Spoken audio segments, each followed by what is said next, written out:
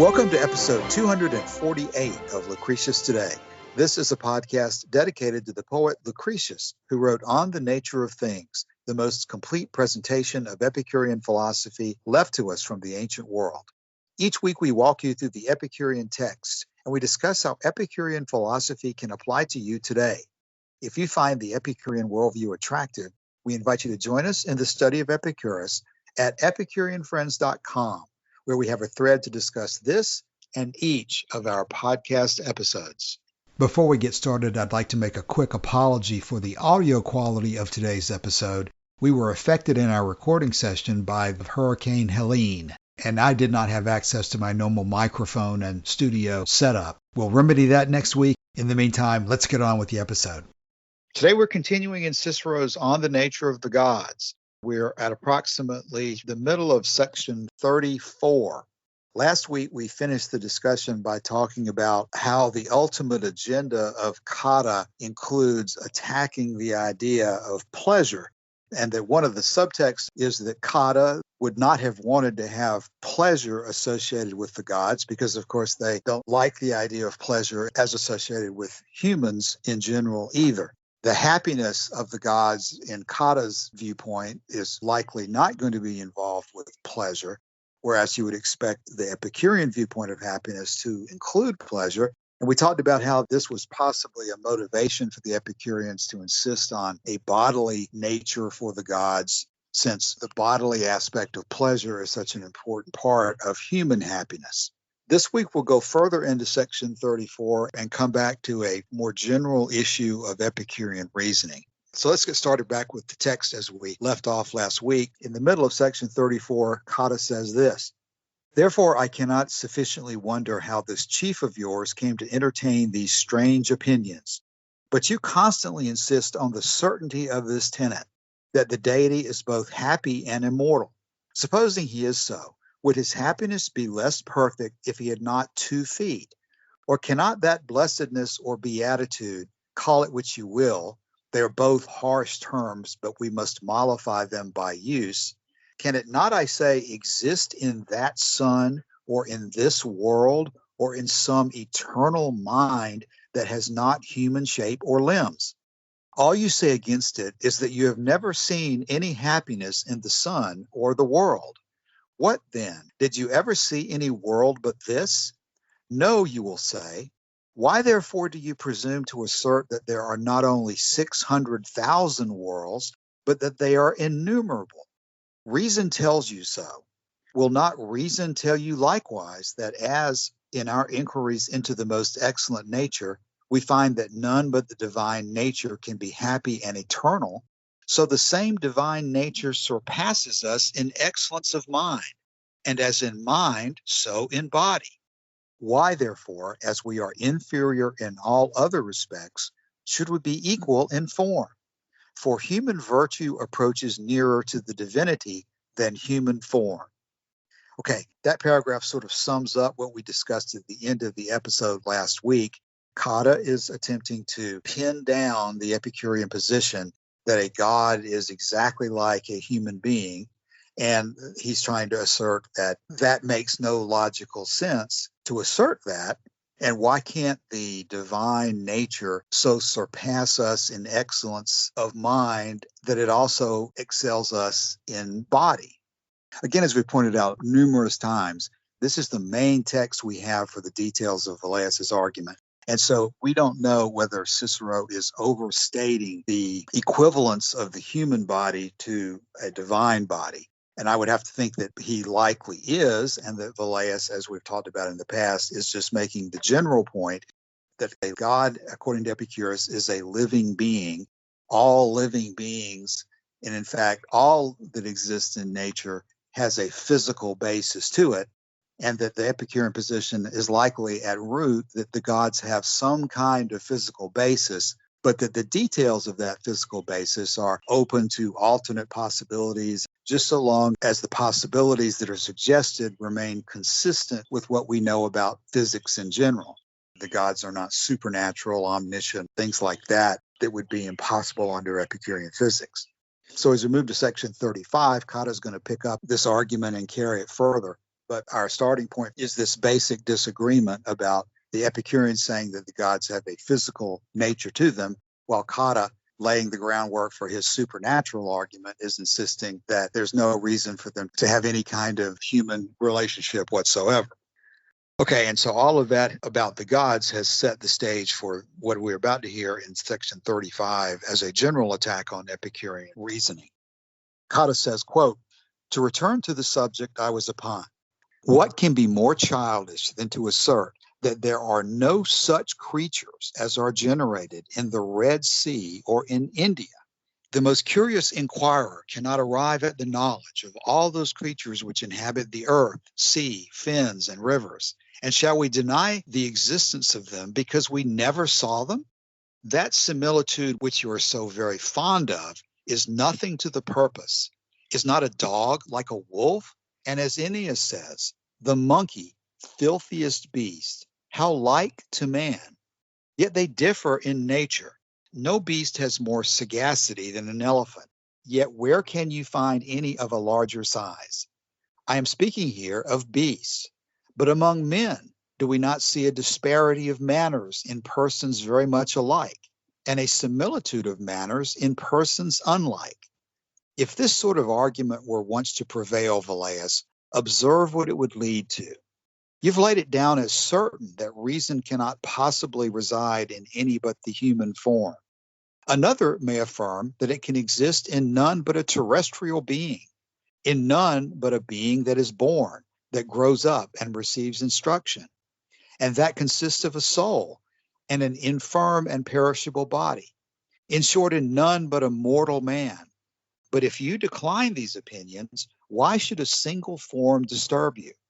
You perceive that man is possessed of reason and understanding, with all the infirmities which I've mentioned, interwoven with his being, abstracted from which you nevertheless know God, you say, if the lineaments do but remain.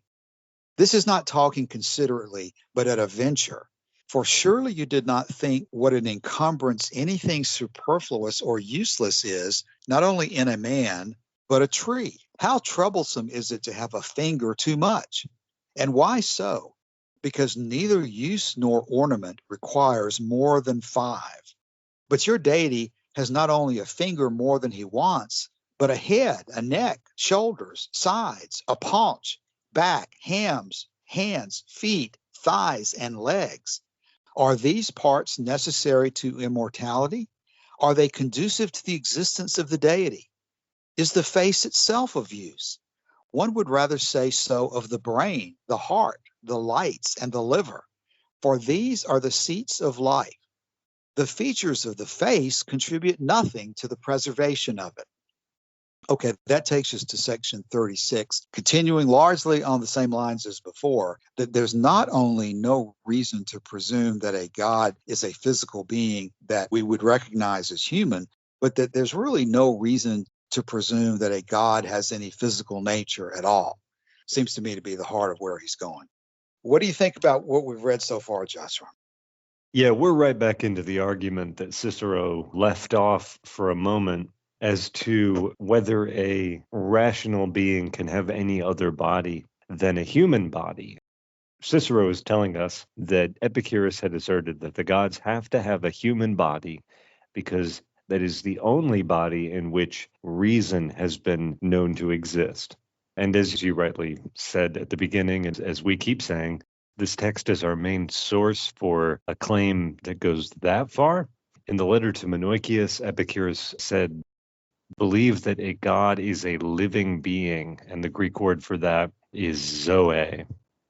But everything that is alive, or at least animate, can be considered a living being. So the text here is going much farther than the text we have from Epicurus himself. But again, in the last line of 34, when he says, "Why therefore, as we are inferior to the gods in all other respects, should we be equal to them in form? For human virtue approaches nearer to the divinity than human form." And I think for Cicero and for Cotta, it's that conflict between virtue and pleasure, between those who seek virtue and who wish to live virtuously, and those who wish to live in the pursuit of pleasure, which was seen generally in the ancient world to be a immoral or non-virtuous act. And we heard from Cicero in Book 2 of On Ends this tirade against the pursuit of pleasure. He thinks it's revolting for a cultivated human being, for a cultivated Roman, to spend his life in the pursuit of pleasure is something gross and effeminate and disgusting. What we should be doing, according to Cicero, is cultivating virtue. And if we should be cultivating virtue, how much more should the gods be living virtuously?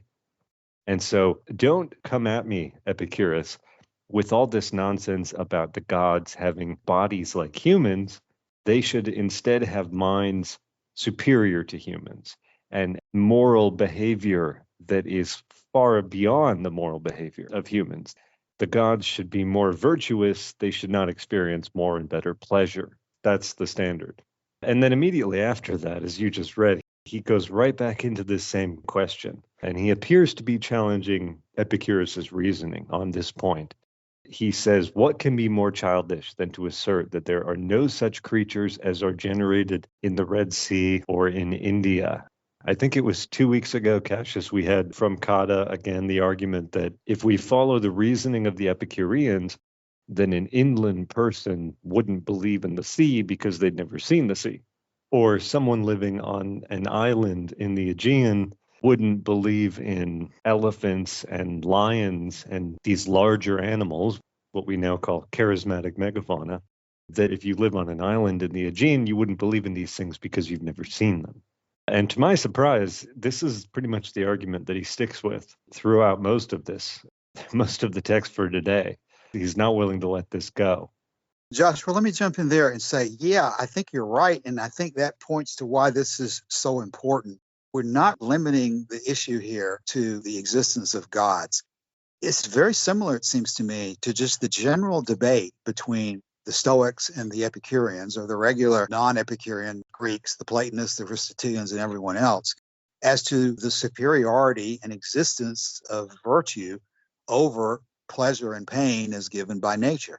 We're very familiar with the argument that pleasure is despicable and deplorable and something that's not even a part of the correct human life, and that virtue is what everything should be about.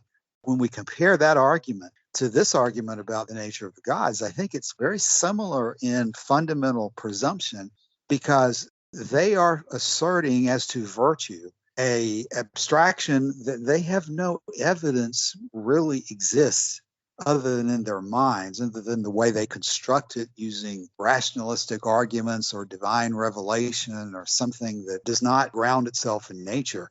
They're asserting the existence and superiority of virtue over pleasure in a very similar way to the way they are saying you should not limit yourself to talking about gods as being physical.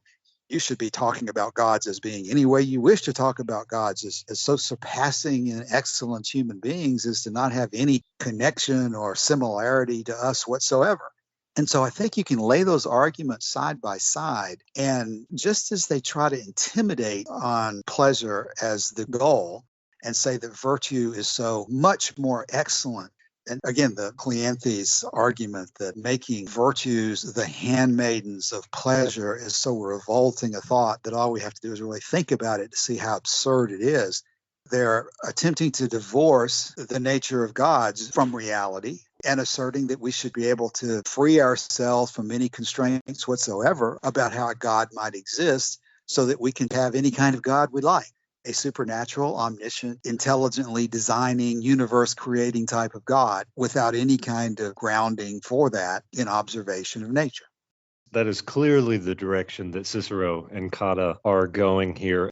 Another one of the arguments that we had in Book 2 of On Ends was this argument between Cicero and Torquatus as to where one should look to find an example of a life guided by the telos, guided by the particular end goal or the good as described by these disagreeing philosophical sects. And Epicurus answers that you should look to the young of all species, right? That we should look to newborn animals. You should look to animals as close as possible to a state of nature.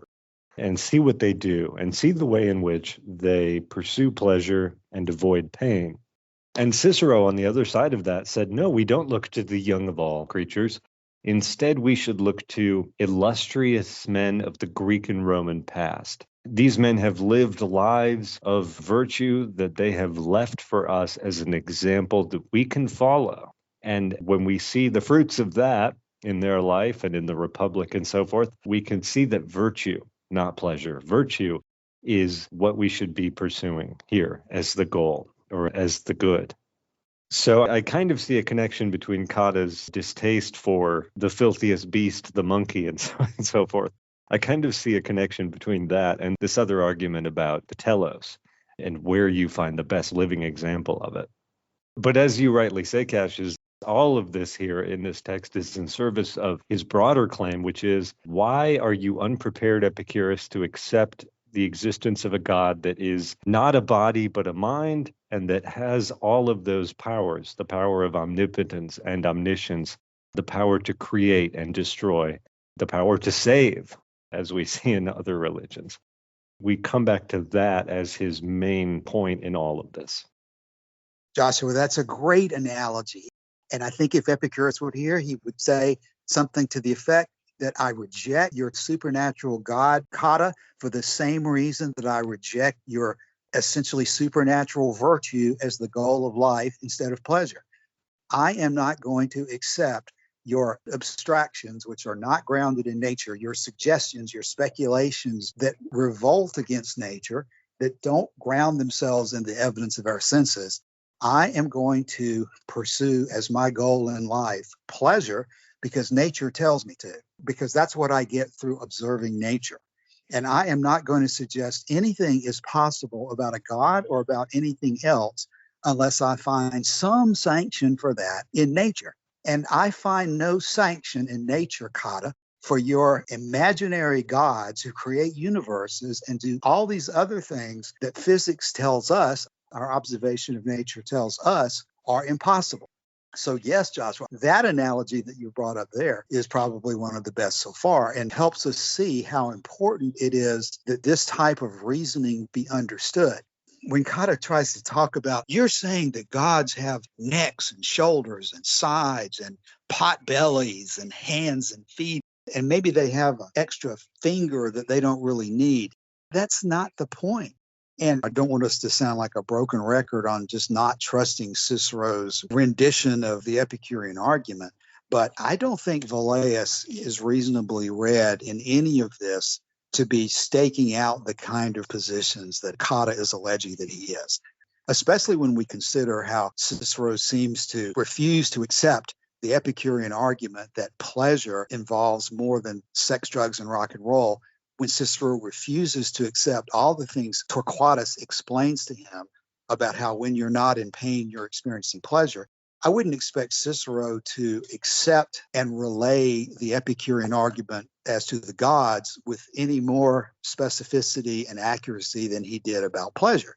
In On Ends, Cicero does preserve for us the basics of some statements that when we go in and dig out the implications, we can reconcile them. I think that's basically what we have to do here with Velleius as well. He is preserving through Velleius some basic points that can be interpreted in multiple ways, and he's not going to give us the favorable explanation that the Epicureans would have used among themselves on the gods any more than he did as to pleasure. It's there if we dig into it, but it's not presented in the eloquent, persuasive way that he allows Cotta to attack.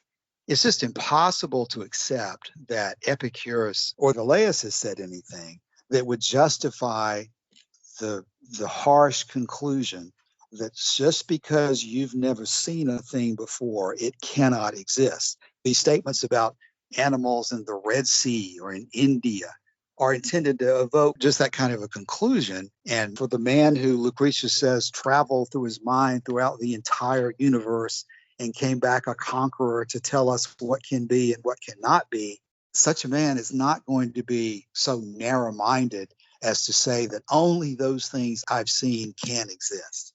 He's going to say that what I've seen allows me to deduce rules that tell me what cannot be in basic terms, such as nothing supernatural, nothing outside of nature, nothing that is not composed of matter and void. Those kind of basic conclusions Epicurus is certain of. But as to how the matter combines, how the atoms and void come together in different ways, Epicurus himself has said that throughout the universe there are places where life exists, some of which is like and some of which is unlike our own. So again, without belaboring that point too much further, going through Cotta's argument can be extremely helpful to remind us of those basics that we have to return to if we're going to understand Epicurus at all fairly. That's right. And in section 36, which we're coming to next, we're going to see a bit of where Cotta is going with this. He's saying that you Epicureans won't believe in elephants if you've never seen one, because the argument that Cotta is going to make next is we see wonderful things on this earth that humans have made, and from them we can infer the existence of a designer. And so how much more excellent must be the designer of the cosmos in which humans are able to operate? And this is what he says in section 36. You censured those who, beholding those excellent and stupendous works, the world and its respective parts, the heaven, the earth, the seas, and the splendor with which they are adorned, who, contemplating the sun, moon, and stars, and who, observing the maturity and changes of the seasons and vicissitudes of the times, inferred from thence that there must be some excellent and eminent essence that originally made and still moves, directs, and governs them. Suppose they should mistake in their conjecture, yet I see what they aim at. But what is that great and noble work which appears to you to be the effect of a divine mind, and from which you conclude that there are gods? I have, say you, a certain information of a deity imprinted in my mind. This is referring, I think, to the prolepsis.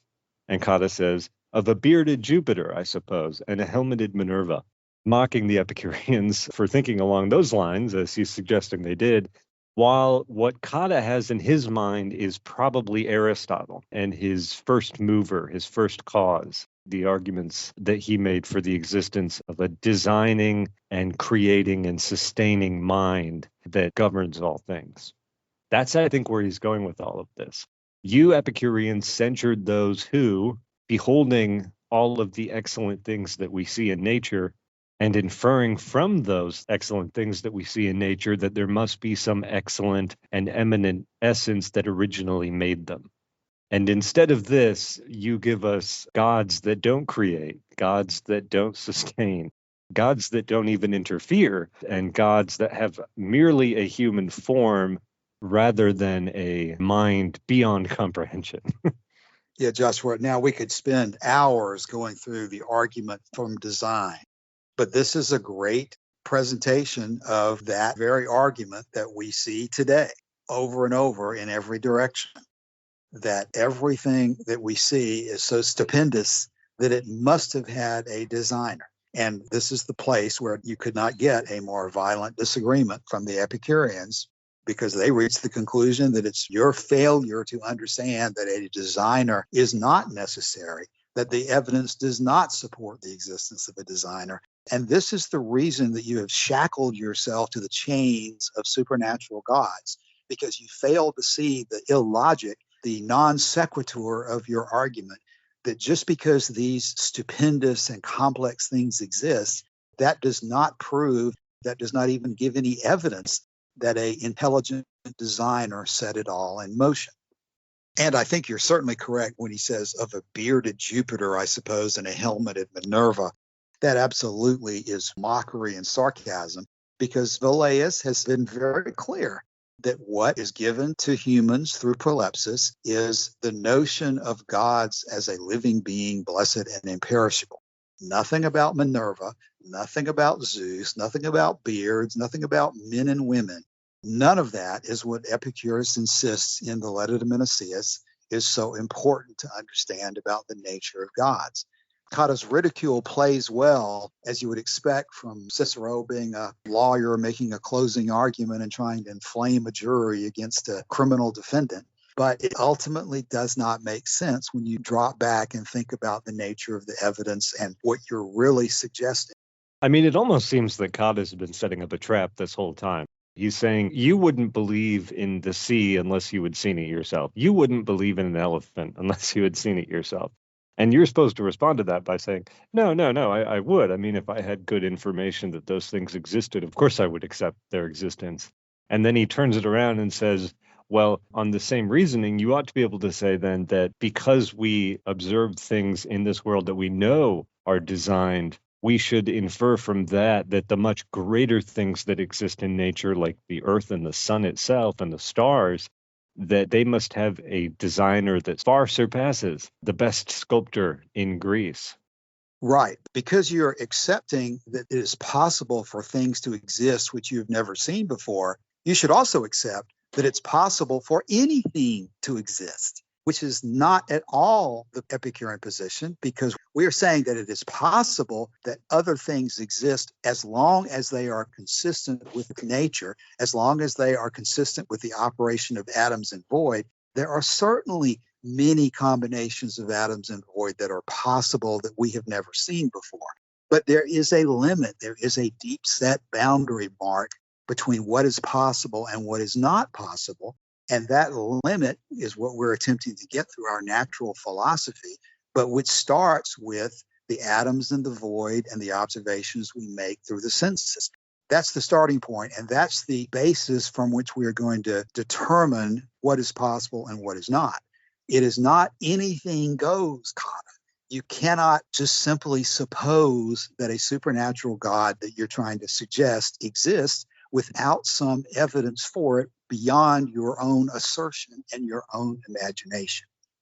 As you said, Cotta's laying a trap here, trying to get the Epicureans to say that just because it's possible for things they've never seen to exist, anything can exist.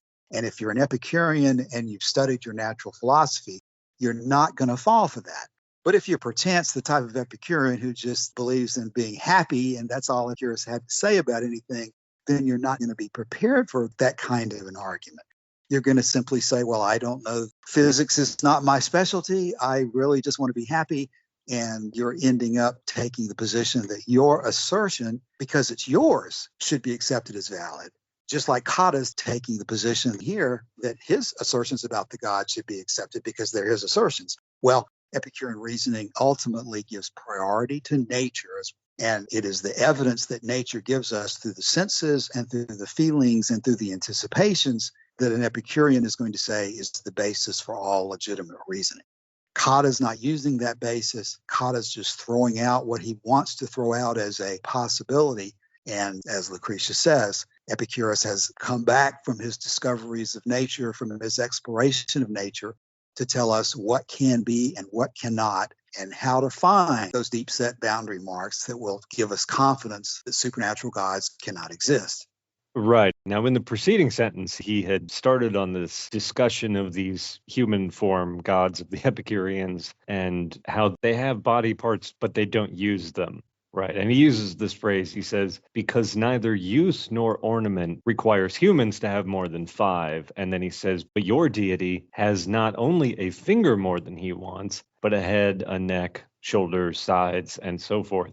I think that initial phrase there has become a commonplace in literature, this conflict between use and beauty, but that's a separate conversation. He's going to continue this line in the second paragraph of 36 when he says this. This is immediately after mocking the Epicureans for their alleged prolapses of a bearded Jupiter and a helmeted Minerva.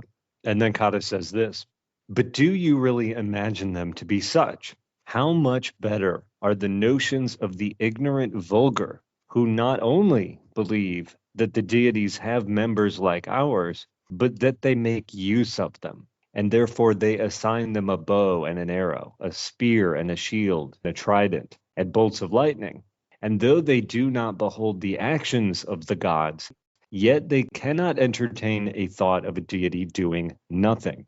The Egyptians, so much ridiculed, held no beast to be sacred except on account of some advantage which they had received from them.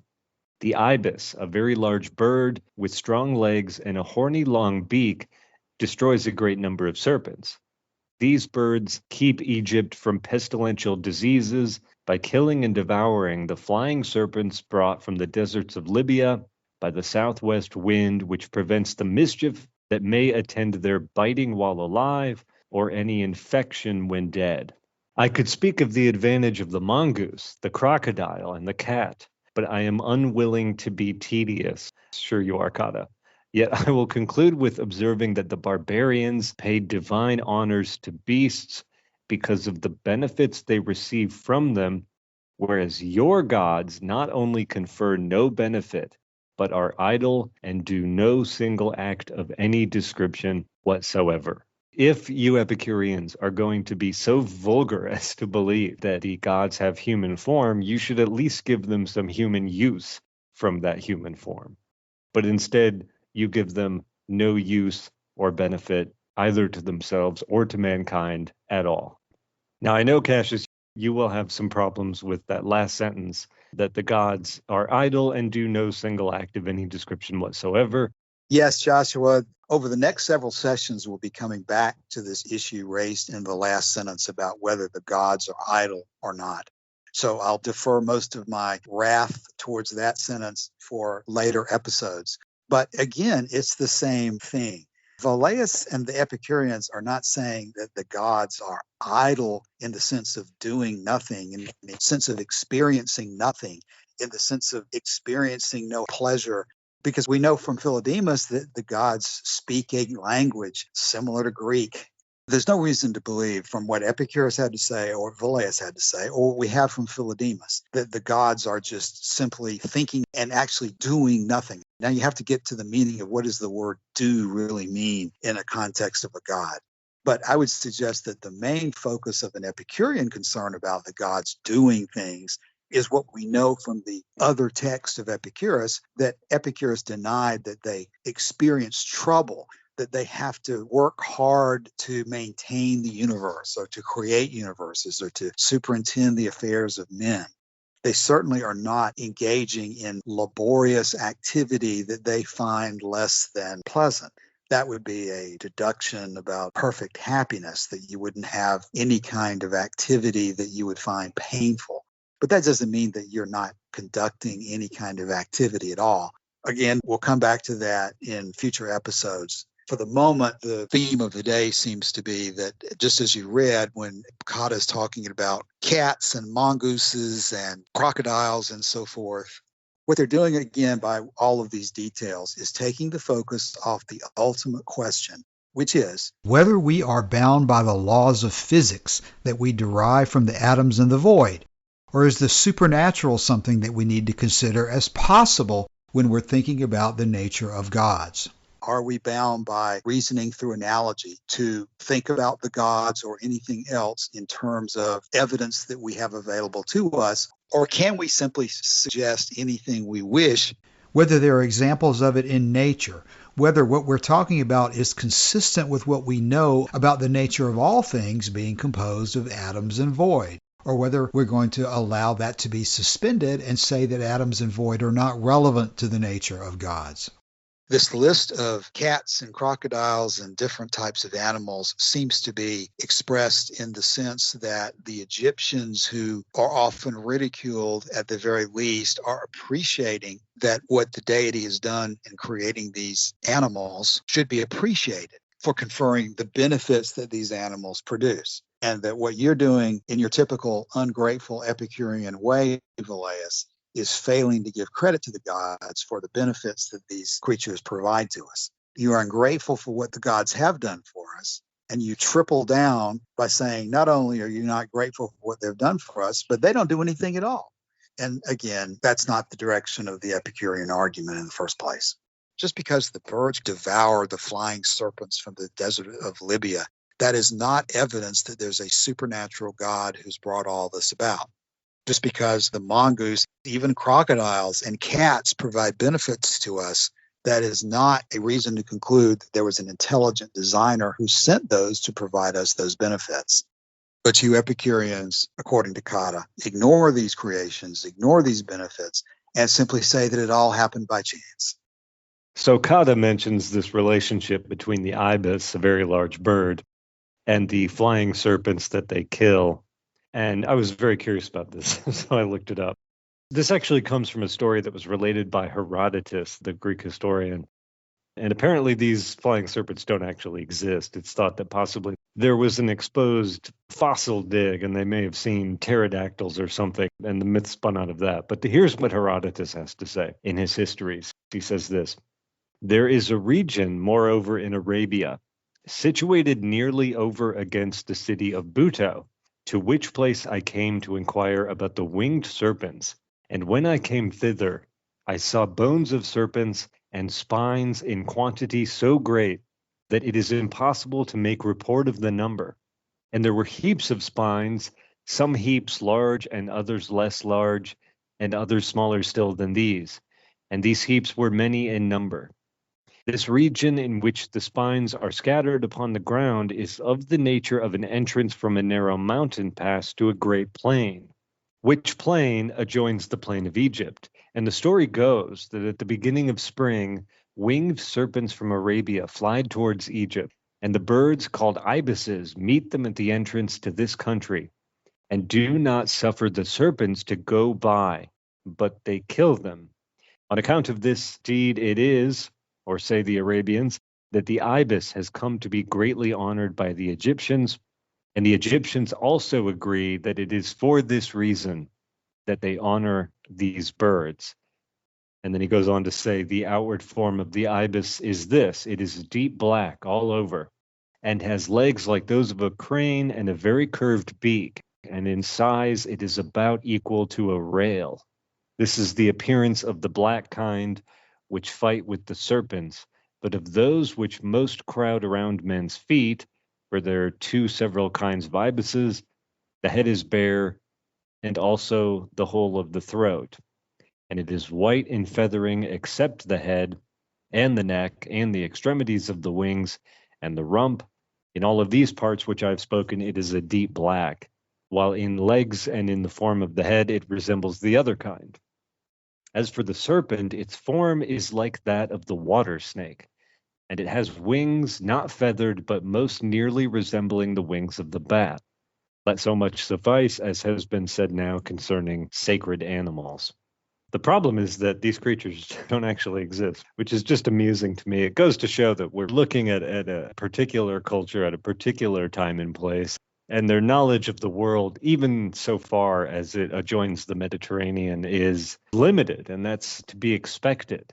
I think we should expect that the Greeks and the Romans would have a limited knowledge of the world that they lived in, certainly far more limited than our knowledge of the world that we live in. But does not that say something about the idea that from this world that we don't even understand, that we should be able to infer the existence of a creator who we couldn't even possibly understand? Doesn't it say something about this argument from design if we don't even understand the thing that we allege to have been designed?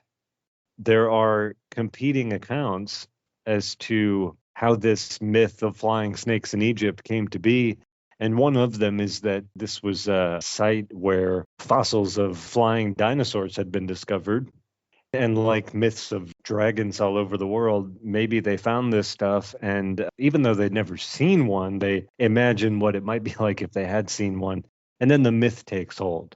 And now we have Cotta, the skeptic, relaying it as if it is a statement of fact and saying that that's the reason Egyptians honor the ibis bird, for his utility in destroying these non-existent serpents.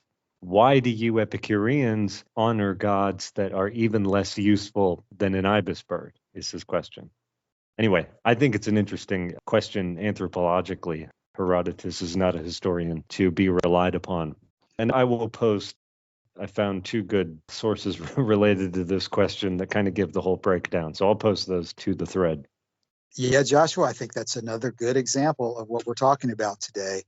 Cotta and these other anti-Epicurean philosophers are grounding their arguments on things that are very loose and broad, And they're just as willing to ground their arguments on myths as they are in sensory documentation to support it.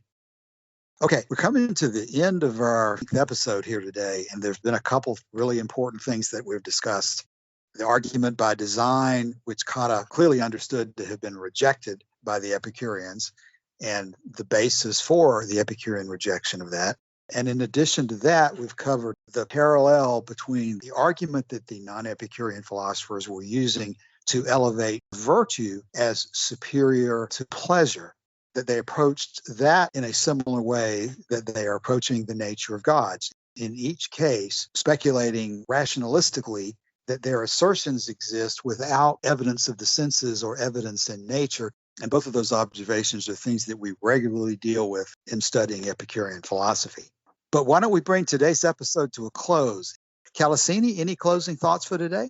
Yeah, as I've been listening today, we've really come around to getting more and more clear about what Epicurus said about the nature of the gods. And now that we've come to this, we can add that onto the forum to help clarify, because it's been a journey, really, I feel, exploring this. And we really didn't make any headway on it until we started going through Cicero's On the Nature of the Gods. So in some ways, the forum has been this exploratory space, but yet there's now this sense in my mind that there's so much more clarity coming about because this podcast has just greatly clarified a lot of things, I think.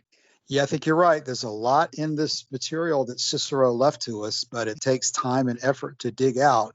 And until you take the time to go through it, it's hard to know what to make of a lot of it. But just like with Onions and Torquatus's presentation of pleasure, if you really dig into what Torquatus had to say about pleasure, if you dig into what Velleius had to say about the gods, there's an awful lot of detail that points in directions that are not often discussed. Joshua? Yeah, I think it's a very interesting project.